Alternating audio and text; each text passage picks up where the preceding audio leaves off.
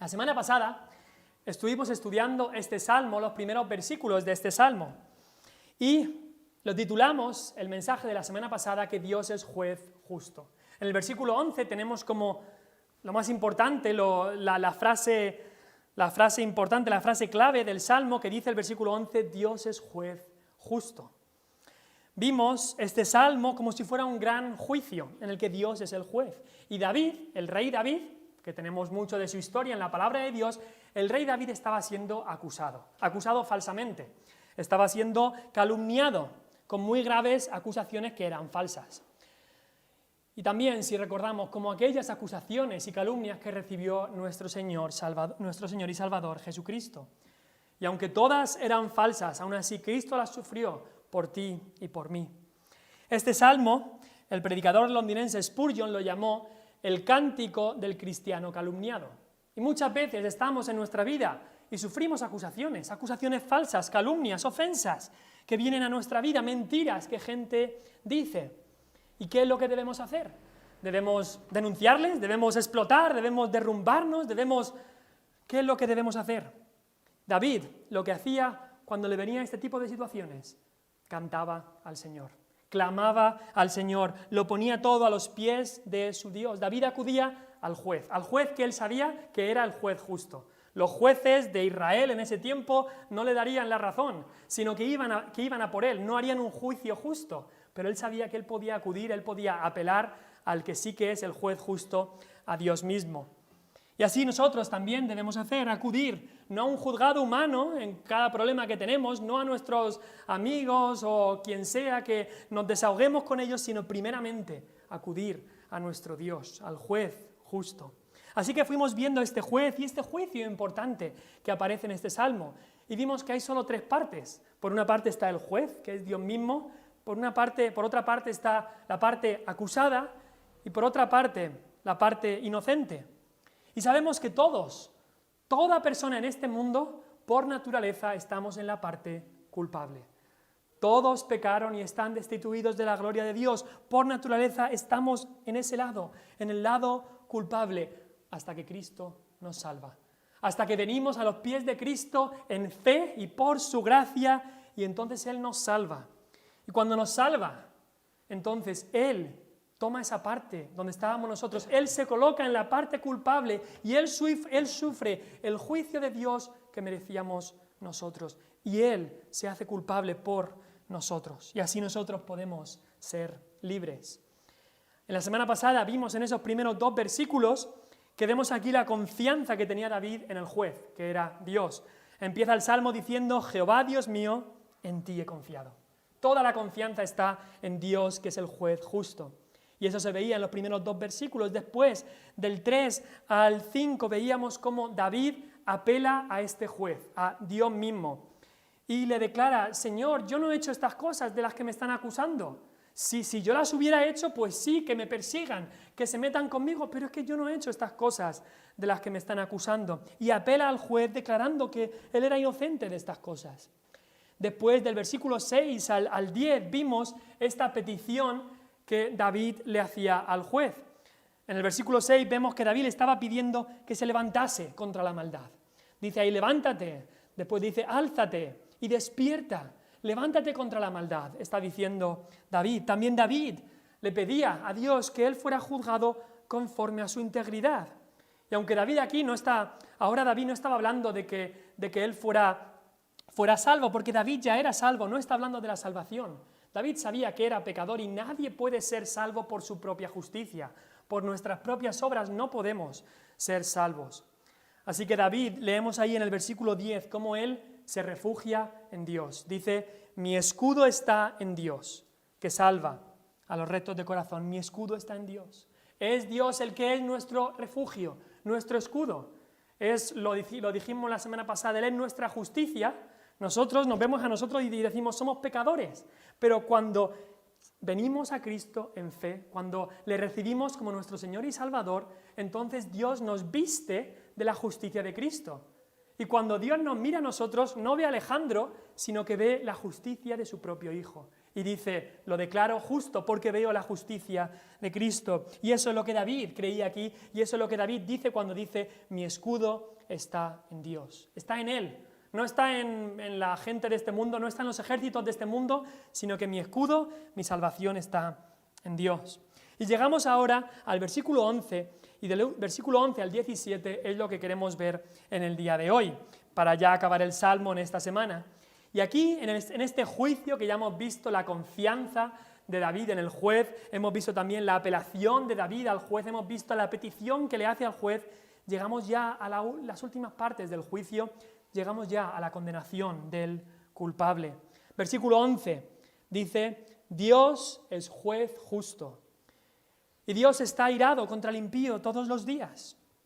Me acuerdo una vez de que vi a una chica cristiana hablando con otras personas que no eran creyentes, y ella les decía que ella no creía en un Dios que condenara a la gente. Ella le decía, Dios es amor y Dios no va a condenar a nadie, Dios no va a echar a nadie en el infierno. Ella les decía, es la gente misma la que se condena, ¿no?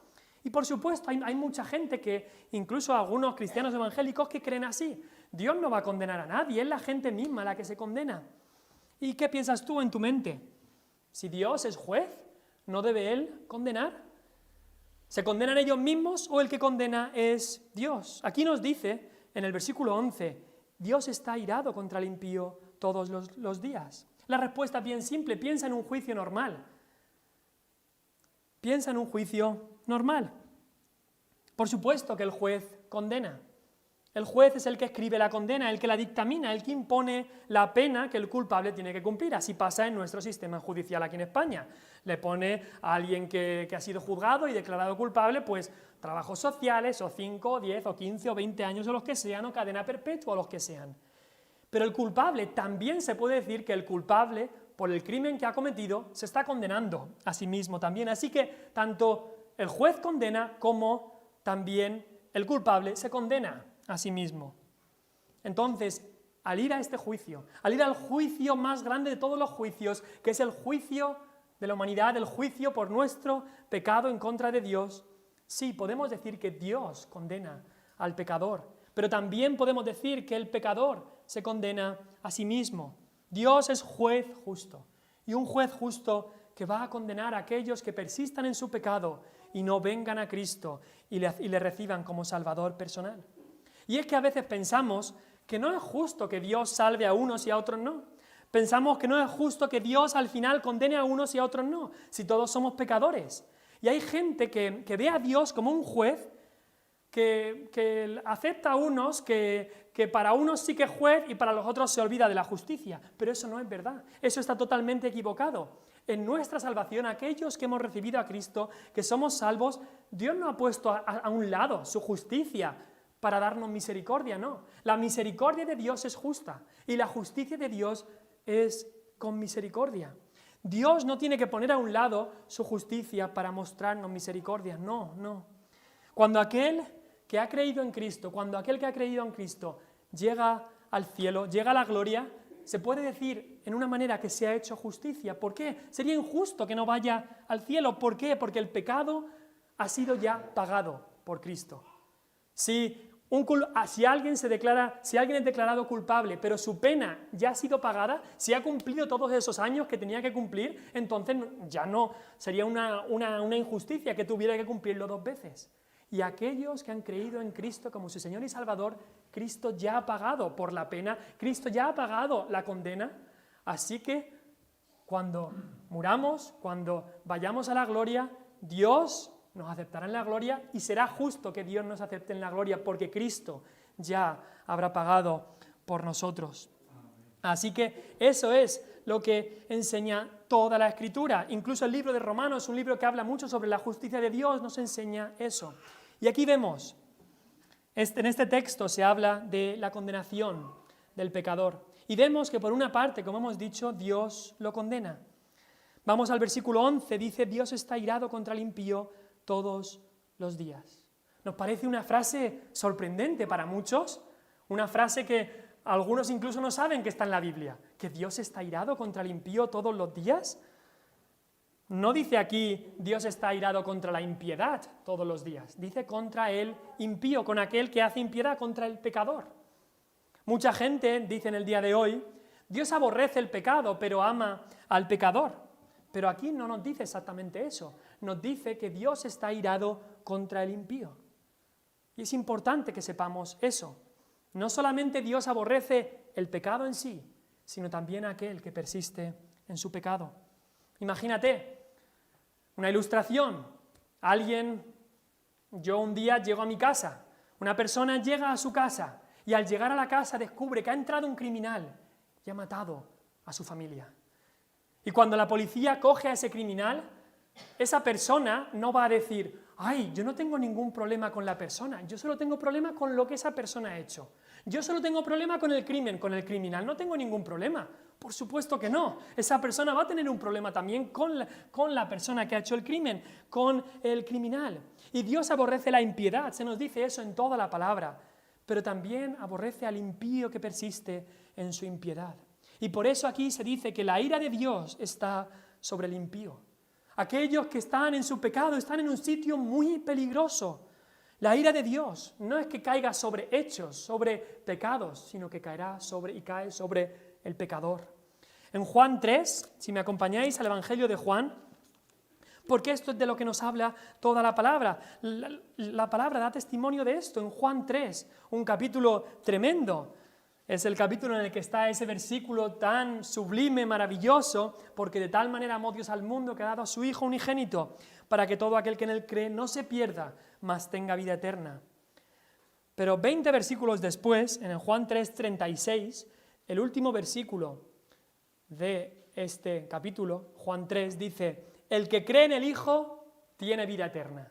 ¿Y qué esperanza hay ahí? Qué consuelo y qué verdad y qué gracia de Dios. El que cree en el Hijo tiene vida eterna. Pero después dice, pero el que rehúsa creer en el Hijo de Dios, en Cristo, no verá la vida, sino que la ira de Dios está sobre él. La ira de Dios está sobre aquellos que rehúsan creer en Cristo. Todos, como hemos dicho, todos en nuestro estado natural merecemos la ira de Dios, porque somos pecadores. Romanos nos dice esto, habla de aquellos que ven la creación, aquellos que pueden ver la gloria de Dios, lo maravilloso que es Dios en la creación, porque al mirar lo que nos rodea, nuestro corazón, aunque lo queramos negar, nuestro corazón nos dice, hay un Dios. Y aquellos que rechazan a Dios en la creación, dice ahí en Romanos 1:18, la ira de Dios se revela desde el cielo contra toda impiedad e injusticia de los hombres que detienen con injusticia la verdad. Así nos dice la palabra de Dios en Romanos 1. La ira de Dios se declara, se revela contra aquellos que intentan quitar a Dios de su vida. Pero no solamente aquellos que ven la creación y rechazan a Dios, sino también aquellos que escuchan la palabra y rechazan a Dios. En Romanos 2:5, el siguiente capítulo, dice, pero por tu dureza, está Dios hablándole a los judíos que conocían la palabra, le dice, pero por tu dureza y por tu corazón no arrepentido, atesoras para ti mismo ira para el día de la ira y de la revelación del justo juicio de Dios. Hay un día que llegará, dice aquí, del justo juicio de Dios. Un justo juicio tiene que ser hecho por un juez justo y va a llegar ese día y por eso tenemos que estar preparados para ese día. Nosotros no podemos pagar esta condena, pero hay alguien que pagó esta condena y te la ofrece en el día de hoy, y ese es Cristo. Cristo allí en la cruz sufrió la condena que tú y yo merecíamos, y en el día de hoy te la ofrece y te dice, acepta este pago que yo he hecho en tu lugar. Porque si no, si rechazamos al Hijo de Dios, si rehusamos creer en el Hijo, nos ha dicho Juan 3, la ira de Dios estará sobre nosotros. Pero muchas veces cuando hablamos de la ira de Dios, hay gente que rechaza esto. Hay gente que dice, a mí no me gusta pensar en Dios con ira. No me gusta pensar en un Dios así. Pero es el Dios que se revela en la palabra. Un Dios de amor, sí, por supuesto. Pero un Dios también justo. Un Dios justo. Pero muchas veces la gente quiere ver a Dios como aquel abuelito que mima a sus nietos, que aunque se porten fatal los nietos, cuando los nietos miran con una carita al abuelito, el abuelito le va a dar todo lo que le pidan. Y muchas veces la gente quiere ver a Dios así. que Dios nos va a dar todo lo que queramos, no importa lo que hagamos, pero Dios es juez justo, como dice el Salmo 7. Hay gente también que ve a Dios como aquel un guarda del cielo, que al final, cuando estés ahí, le insistes un poco y al final insistes y abrirá la puerta y dejará pasar a todo el mundo. Pero la palabra de Dios dice que Dios es juez justo y también nos dice que Él está airado contra el impío todos los días. Ahora, tampoco pensemos que Dios es como nosotros. Cuando dice ahí que Dios está airado contra el impío, si volvéis al Salmo 7, cuando dice que Dios está airado contra el impío todos los días, no tenemos que pensar que Dios es como esa persona que quizá conocemos, que se pasa todo el día enfadado, cascarrabias todo el día. No, Dios no es así. Cuando la Biblia nos habla de que Dios tiene emociones como enfado, gozo, ira y todo esto, nos lo dice para que lo entendamos. También la Biblia habla de los brazos eternos de Dios y sabemos que Dios es espíritu y no tiene brazos. Dios no es como nosotros, no tenemos que entender que Dios sea como nosotros, pero nos lo dice para que lo entendamos mejor. Nosotros que somos humanos, que no tenemos una mente infinita como la de Dios, necesitamos muchas veces este lenguaje para poder entenderlo. Pero por otro lado, tampoco pensemos que Dios es impersonal, que Él es insensible, que Dios está allí en algún lugar del espacio y no le importa lo que hacemos. No, para nada. Le importa y mucho lo que hacemos en esta tierra. Cuando hablamos de la ira de Dios airado contra el impío todos los días, significa que la naturaleza de Dios, sus leyes, su gobierno, su poder está totalmente en contra de aquellos que hacen lo malo y persisten en ello. Y nos dice ahí que no por un día, sino dice todos los días, continuamente. No hay un día que Dios diga, bueno, hoy no miro lo que hacéis, así que podéis hacer lo que queráis, que hoy no voy a mirar. No existe eso.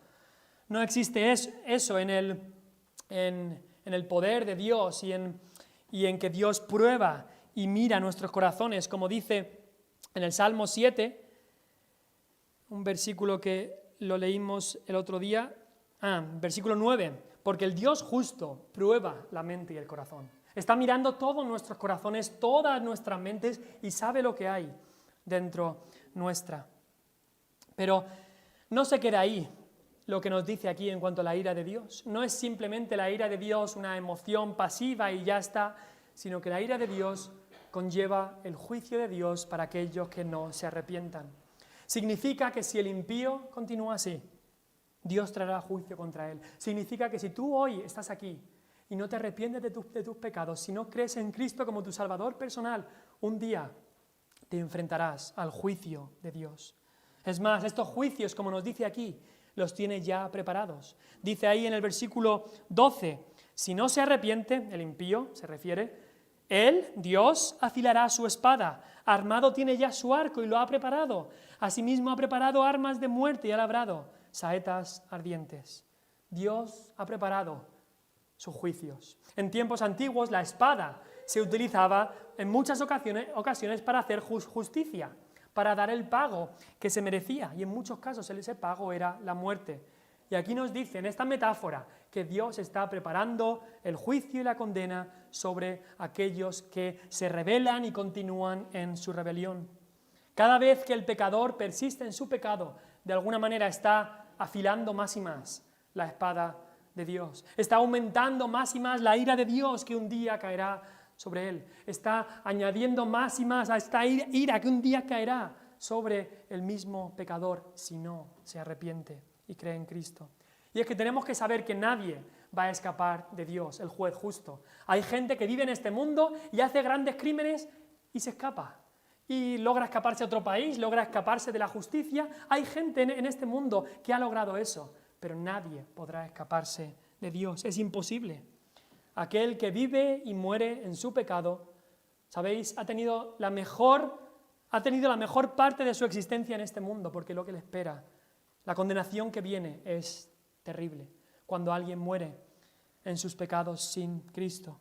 Dios nos dice aquí que Dios va a condenar. Dios es juez justo y como juez Él condena al pecador que persiste en su pecado. Pero también leemos en el versículo 14 al 16 que el pecador que persiste en su pecado se condena a sí mismo. Leamos lo que dice ahí en el versículo 14 al 16. He aquí, el impío concibió maldad, se preñó de iniquidad y dio a luz engaño. Pozo ha cavado y lo ha ahondado, y en el hoyo que hizo caerá. Su iniquidad volverá sobre su cabeza, y su agravio caerá sobre su propia coronilla. El impío va a caer, porque Dios está irado contra él, sí, y Dios le ha preparado juicio para destruirle, sí, pero también caerá en su propio hoyo, como nos dice aquí. Dios lo condena, sí, pero también él se condena a sí mismo por su propio pecado. En Números 32, versículo 23, no lo tenéis que buscar, esta historia es una historia de unas tribus de Israel que se habían enfriado un poco y no querían seguir luchando con Israel y dijeron, mirad, nosotros estamos ya muy a gusto aquí en esta parte y nos vamos a quedar aquí y no queremos ir a luchar con vosotros y nosotros nos queremos quedar aquí. Y el pacto que habían hecho es que todos irían a luchar para conquistar esa tierra que Dios le había dado. Y Moisés tenía que hablar seriamente con estas tribus, y que estas tribus que estaban a punto de romper su palabra, de romper este pacto que habían hecho. Y Moisés les dice, mas si así no lo hacéis, que os quedáis y no nos acompañáis y pecáis contra Jehová, le dice, he aquí, habréis pecado ante Jehová. Y les dice estas palabras muy importantes, y sabed que vuestro pecado os alcanzará. Sabed que vuestro pecado os alcanzará. El mundo piensa que puede pecar continuamente y su pecado nunca le va a alcanzar, pero su pecado un día le va a alcanzar o en esta tierra o en la eternidad.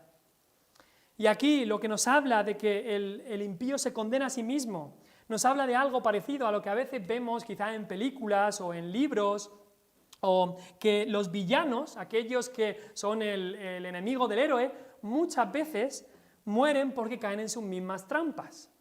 Me acuerdo quizá los niños, eso era en mi época, pero me acuerdo de ver El Rey León y el malo, que se llama Scar, y al final el malo se muere, el león malo que quiere matar a todos, se muere, pero son sus mismas hienas que él ha traído para que ataquen a todo el mundo, sus mismas hienas acaban con él. Es decir, el malo muere en su propia trampa, en su propio hoyo que él había hecho, como dice aquí. Y aquí en estos 3 versículos que hemos leído del 14 al 16, leemos de eso. También en la Biblia vemos en el libro de Esther, había un primer ministro del imperio que existía ahí, que se llamaba Amán, y este hombre odiaba a los judíos y quería matarlos. Y al que más odiaba era al primo de la reina Esther, que se llamaba Mardoqueo. Lo quería matar y le odiaba porque como todo el mundo se arrodillaba cuando él pasaba y este Mardoqueo no se arrodillaba, quería matar a este hombre Mardoqueo y a todos los judíos de la nación. Y preparó un plan para exterminar a todos los judíos. Y también preparó una horca de 25 metros, es decir, de 8 pisos, una horca para matar a este hombre Mardoqueo allí. ¿Y qué pasó? Cuando se descubrió que este hombre estaba tramando una exterminación de los judíos, una exterminación antisemita que este hombre quería hacer, al final él mismo acabó colgado en esa misma horca. La maldad le alcanzó, su pecado le alcanzó. Y eso es lo que vemos aquí mismo. En el versículo 14 dice, he aquí el impío concibió maldad, se preñó de iniquidad y dio a luz engaño. Y la imagen aquí es la imagen de un embarazo, y nos puede parecer un poco extraño. Aquí el pecador es descrito como si estuviera tan lleno de pecado como alguien que está, como si estuviera incluso embarazado de pecado. Ha pensado, ha imaginado, ha inventado pecado y se ha llenado de todo eso y es lo que lleva dentro. Es como si hubiera concebido maldad en su propio ser. Dice ahí, se preñó de iniquidad, de maldad, de pecado. Incluso se le ve ya. Los demás pueden ver, igual que te das cuenta que una mujer está embarazada cuando lleva un tiempo, de la misma manera a este pecador se le puede ver que todo lo que quiere es hacer el mal, y hacer el mal, y hacer el mal. Y claro, esta persona piensa que todas estas trampas, estos pecados, estas maldades que va a hacer les van a traer prosperidad, dinero, salud, placer y amor. Pero ¿qué es lo que obtiene cuando dice ahí, en esta metáfora, cuando da a luz?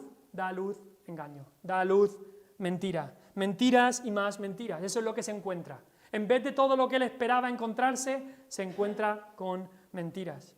Me recuerda esto a alguien en la Biblia, el patriarca Jacob, que su nombre significa suplantador, su nombre significa engañador, y cómo le engañó a su hermano 2 veces.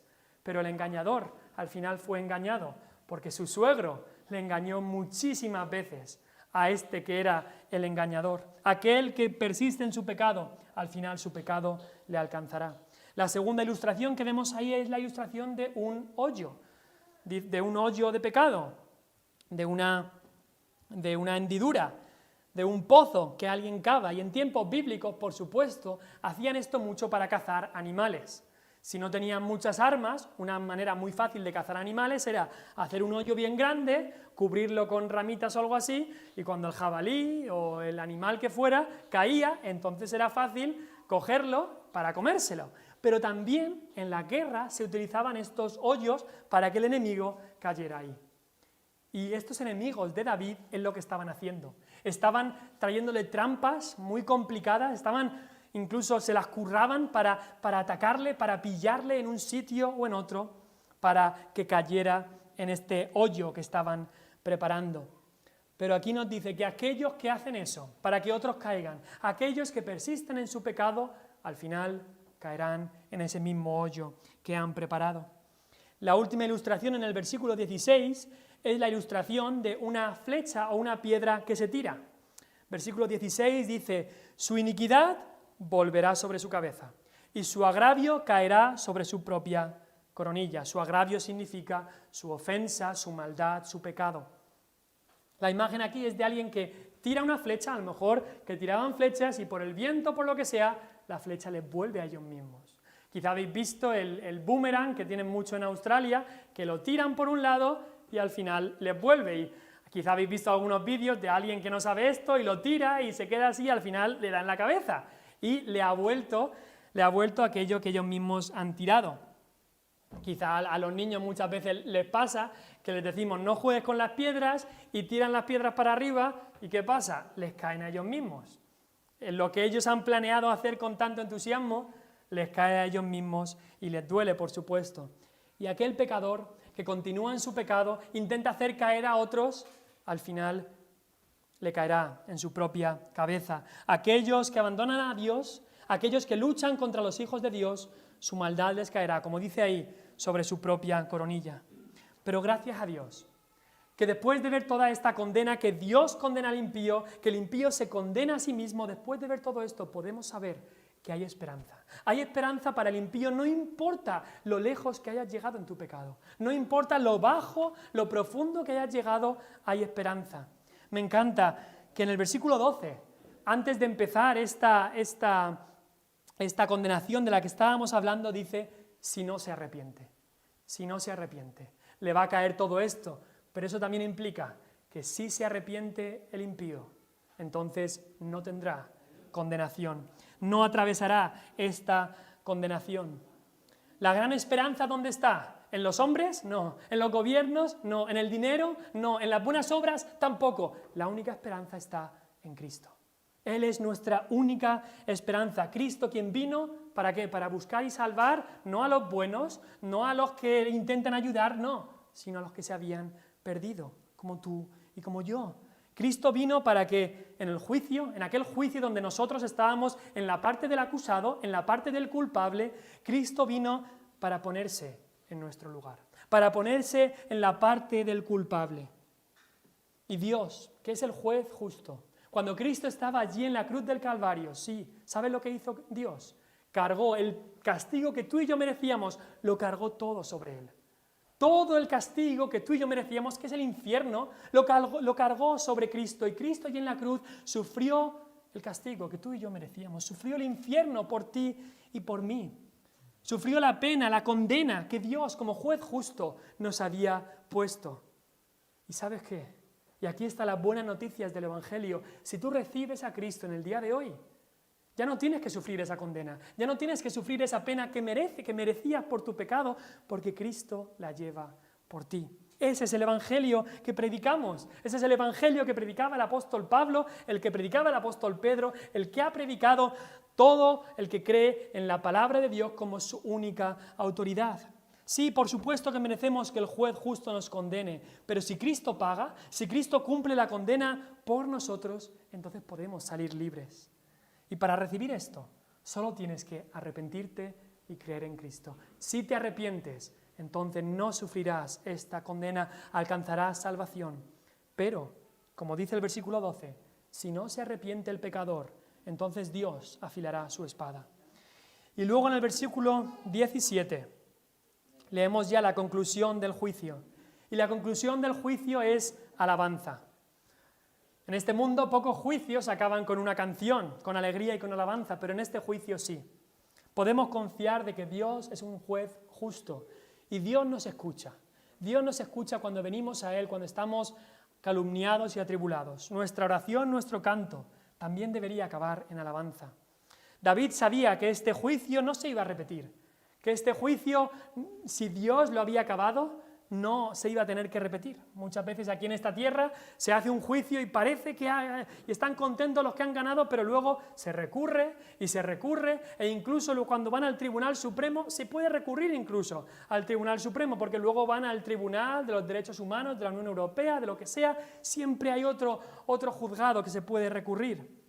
Pero David había recurrido a Dios mismo, al juez justo, y me encanta cómo acaba. Dice, cantaré al nombre de Jehová el Altísimo. Ya no hay un juez más alto, ya no hay un tribunal más supremo al que puedas acudir.